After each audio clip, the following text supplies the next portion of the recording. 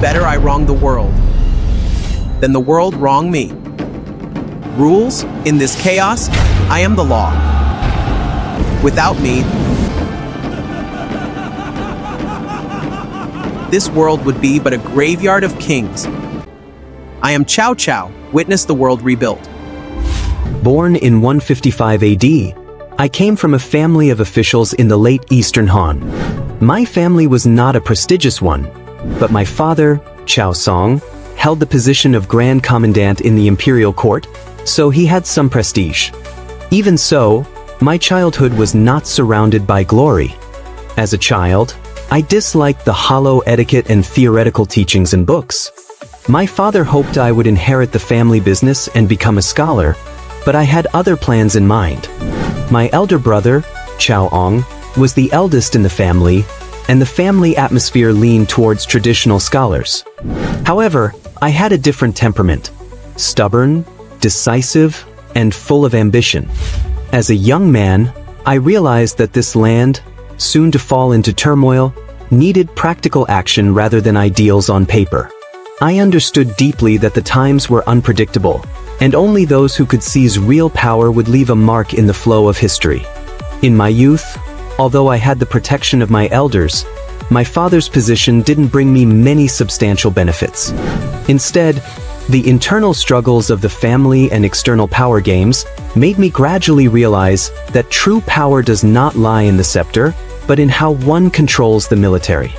From a young age, I grew tired of the dull and unremarkable life and longed to change my fate. When I turned 20, I entered the officialdom. At that time, the Eastern Han was already heading towards its end. Inside and outside the court, the aristocratic families and powerful officials controlled everything, and the power struggles left people exhausted. Those with true ambition found it difficult to make their mark in the court. However, I was never afraid of such a situation. As a young man, I understood early on that opportunities often come at the most unexpected moments. Soon after, the Yellow Turban Rebellion broke out, a blend of natural disasters and human misfortune, with the people suffering and chaos spreading.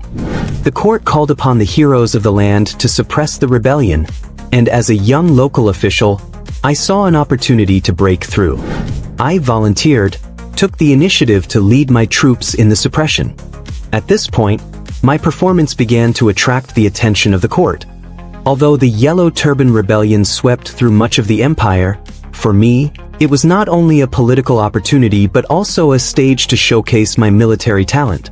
Faced with a chaotic situation, I did not merely rely on conventional tactics, but instead was good at using my mobility and quick judgment of the situation. At that time, the Yellow Turban Army, although large in number, lacked unified command and was composed of scattered local rebel forces. This gave me an opportunity. By quickly deploying forces and cleverly using the terrain, I not only defeated the Yellow Turban Army's multiple attacks, but also rapidly built a reputation in the battle. This victory laid the foundation for my rise in the court later on. At the same time, I also gradually understood that a single victory alone would not make me stand out. The true victor is often able to turn each battle's result into political capital. After this, I began to actively seek more military power and gradually expanded my influence. This was not only a military victory but also the beginning of paving the way for the future. In the years following the Yellow Turban Rebellion, I began to realize that the chaos of the Eastern Han would not be easily resolved, and I was destined to play an important role in it. After the Yellow Turban Rebellion, although the revolt was quelled, social turmoil persisted. The Eastern Han dynasty's power was effectively a mere facade, and the authority of the imperial court had lost its real control. At this time, local warlords rose like bamboo shoots after a spring rain, and various heroes were preparing to make their move. As for me, Cao Cao, I chose to continue honing my abilities and expanding my power in this chaotic land. Thanks to my outstanding performance during the Yellow Turban Rebellion, the court eventually appointed me as the governor of Dong Commandery, granting me military authority over the region. While this position wasn't very prestigious in the current situation, it provided me with ample room to maneuver. In Dong Commandery, I began to clear out the local warlords, quickly adjusting the military structure, reorganizing the armed forces, and ensuring that my army could react swiftly to external threats. During this time, I not only improved my military command skills, but also began to develop my political resources. I understood that relying solely on military power would not stabilize my position in the long term. So, I began to recruit talented individuals such as Sun Yu, Cheng Yu, and Jia Su, who helped me formulate more comprehensive strategic plans. Meanwhile, my army gradually formed a governance model where civilian officials assisted and military commanders coordinated, which not only strengthened the execution of my army, but also allowed me to steadily expand my influence in a complex situation. In addition, I adopted a strategy of dividing my opponents and forming alliances. During this process, I maintained a delicate relationship with local powers like Liu Bei and Sun Quan. Although we were not particularly close on the surface, I knew that in such a turbulent world, it was crucial to seize every opportunity to gain more leverage for myself. Through a series of political maneuvers and military actions, I gradually incorporated many areas of northern China under my control and finally established a powerful faction. However, the moment that truly determined my fate came when Dong Zhuo usurped the throne, and the court was completely incapable of maintaining control. I raised an army to attack Dong Zhuo and began a series of historical actions that would shape my future. Dong Zhuo's usurpation plunged the Eastern Han government into complete chaos, and the imperial court became nothing more than a fragmented entity. Dong Zhuo's tyranny sparked nationwide resistance, and although he relied on a powerful military to control Luoyang, in the end, under the conspiracy of Wang Yun and Lu Bu, Dong Zhuo was personally assassinated by Lu Bu. However, Dong Zhuo's death did not bring peace to the country. On the contrary, it exposed a power vacuum at the center, leading to a rise in local warlords and a further deepening of the nation's crisis. In this situation, I quickly realized that this was the opportunity to expand my own power. I had been one of the primary forces in the campaign to overthrow Dong Zhuo, and through this process, I accumulated significant political capital. After Dong Zhuo's fall, unlike many other local warlords, I chose not to rush into immediate gains but instead to expand steadily, seeking true supporters and allies. At that time, I was not the only warlord vying for power. Yuan Shao, Liu Bei, Sun Jian, and many other factions were all competing for control of the Central Plains. I knew that I couldn't easily defeat these opponents on my own. However, I gradually showcased my military talents and political insight, gaining more and more support. I realized that relying solely on the north would not suffice to face enemies from all directions. Therefore, instead of engaging all my enemies head-on, I chose to build an early opposition with one of the most powerful forces of the time, Yuan Shao, setting the stage for the later Battle of Guandu. After years of expansion and consolidation, I controlled large swaths of land in the north, especially after a series of small-scale battles, which quickly established my sphere of influence. However, my most important opponent remained Yuan Shao. Yuan Shao, as one of the largest warlords in the north at that time, had a powerful army and numerous famous generals. His controlled territory almost covered the entire northern region. I, by myself, could not directly confront him, but I did not back down. I knew that Yuan Shao's advantage lay in his military strength, but he had a fatal strategic flaw: slow decision-making and internal conflicts, whereas I was flexible, decisive, and quick. This allowed me, when facing Yuan Shao, not to rush into a war of attrition but to strategically force him into making wrong decisions. Using my mobility and flexibility, I first implemented a divide and rule strategy against Yuan Shao. By gaining influence over and isolating the forces around him, I weakened his military strength while also sowing discord between him and his subordinates, paving the way for later victory. At the same time, I displayed superior strategic insight in troop movements and resource allocation. My confrontation with Yuan Shao was more of an information and psychological war. I knew that against his large army, a direct confrontation wouldn't lead to victory. Instead, I had to use clever tactics to throw the enemy into disarray. The Battle of Guandu was one of the most crucial battles of my life. This battle determined my position in the north and completely changed the course of the Three Kingdoms' history. Before the Battle of Guandu, my forces were only one-third the size of Yuan Shao's, and his army numbered nearly 100,000, most of whom were well-trained elite soldiers. It seemed that this battle was destined to be my defeat, but my military genius and wit allowed me to stage a comeback under unfavorable circumstances. I did not rush into a full-scale war with Yuan Shao. Instead, I used a series of clever strategic moves to put psychological pressure on him. By frequently harassing his forces and cutting off his army's supply lines, I placed his army in a difficult situation. Meanwhile, I fully utilized the resources under my control in the north to launch a campaign that allowed me to win despite being outnumbered.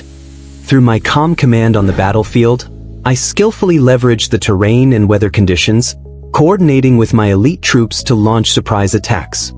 With fewer forces, I defeated a larger army at Guandu, achieving a decisive victory over Yuan Shao and successfully seizing control of the north. This battle not only brought me a great strategic victory, but also solidified my position as the dominant force in the north.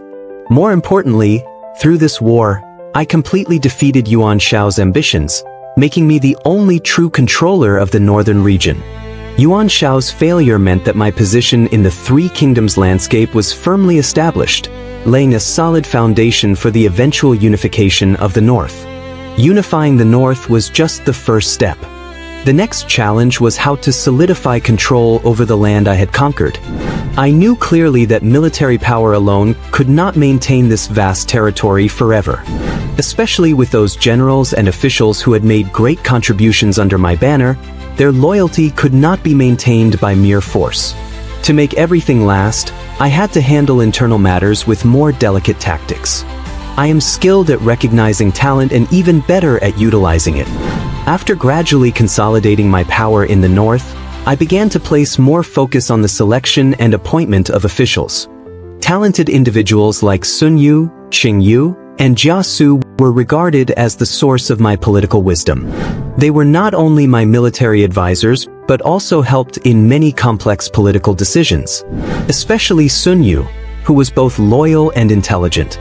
He often provided me with the most reasonable strategic advice, helping me avoid unnecessary risks at critical moments. However, I also knew that relying solely on wisdom and strategy would not stabilize my regime in the long term. For me, it was essential to ensure that capable individuals held every key position, maintaining the effective operation of the government. Therefore, when appointing generals, I paid great attention to their loyalty and execution, and when managing the territories, I selected capable individuals who understood governance and mediation. Of course, internal unity was not without its challenges. I remained vigilant against forces that had shown any signs of rebellion in history. Whenever I felt that a region had unstable factors, I would quickly take measures to suppress them. Local warlords like Wang Ling and Pai Peng, I dealt with them one by one through political means. Through these actions, I gradually stabilized the political landscape of the north. But I knew that stability was built on the precise control of the situation. I couldn't allow any potential threat to grow into a challenge to my regime. Therefore, my policy was always caution first, decisiveness second, with stability being my top priority. After consolidating the north, I began to turn my attention to the south. Liu Bei and Sun Quan, although temporarily weaker, should not be underestimated. Especially Liu Bei, whose reputation and ideology had gained significant influence among the people. If not carefully monitored, he would eventually pose a huge threat to my goal of unifying the nation. I knew that simple conquest could not sustain a strong country in the long run. To avoid future wars, I began to focus on diplomacy. My relationship with Sun Quan was more subtle compared to Liu Bei. Although Sun Quan was young, he had a powerful family force behind him and was a capable ruler. Instead of engaging in direct confrontation, I chose to maintain a facade of peace by forming alliances to counter external threats. I once proactively suggested an alliance with Sun Quan to resist the northern threat, and even secretly provided him with assistance when he faced internal and external difficulties. On the surface, this strategy appeared mutually beneficial, but in reality, it created favorable conditions for me to stabilize the situation in the south. As for Liu Bei, I knew how to apply pressure. Although he won many hearts by promoting benevolence, I saw him as someone with grand ambitions but no real power. In many conversations, I outwardly showed tolerance, but inwardly I had already set invisible traps for him. By applying pressure and control over many of his key allies, I restricted Liu Bei to a limited area of influence. Maintaining a moderate level of hostility with him ensured my control over the north while also preparing for possible future expansion. Overall, I always kept a clear head, cooperate with Sun Quan to jointly counter future common enemies, maneuver with Liu Bei, never giving him an opportunity to break out. For me, the biggest challenge was how to cleverly maneuver between these heroes of the chaos and maintain my independence and advantage. When everything was ready, I finally began to pursue my ultimate goal, unifying the North. Since the Yellow Turban Rebellion, I realized that this land needed a strong ruler to unify it. Warlords and hidden currents were rampant, but in the end, there would be only one true king. I knew that unifying the North was not something that could be solved with a single battle. It required time, strategy, and above all, my unwavering belief and determination. Through years of warfare, I finally established a solid foundation in the North. Almost all local forces submitted to me, and except for a few forces like Liu Bei and Sun Quan, the situation in the North had stabilized. I began to intensify control over the central plains and border strongholds, completely closing off any potential enemies. During this process, I mobilized vast resources, rebuilding many cities damaged by war, and strengthened management in military, economic, and civilian affairs. At the same time, I strengthened my control over the imperial court, ensuring that my power was consolidated. During this period, although some local warlords and aristocratic families still existed, I used strong political measures to gradually eliminate all potential threats, ensuring that my rule was supported on a broader level. Finally, when I sat on my throne, I knew that the North had completely fallen under my control. From the Yellow River to the Yangtze River, I pushed forward the reform of this ancient land step by step. Though challenges from the south had not yet been eliminated, I believed that history would ultimately prove that I, Cao Cao, was the most capable and ambitious ruler in this chaotic world. The Battle of Red Cliffs was, for me, an unforgettable defeat. That battle was not only one of the most painful losses of my military career, but also completely changed the situation of the Three Kingdoms. Despite marching south with a large and powerful army, I failed to break through the combined defenses of Sun Quan and Liu Bei, and ultimately had to retreat. The loss at Red Cliffs caused me great pain, especially the failure of the Navy, which cost me many elite forces. The strategic mistakes I made forced me to face huge political pressure both from the south and domestically.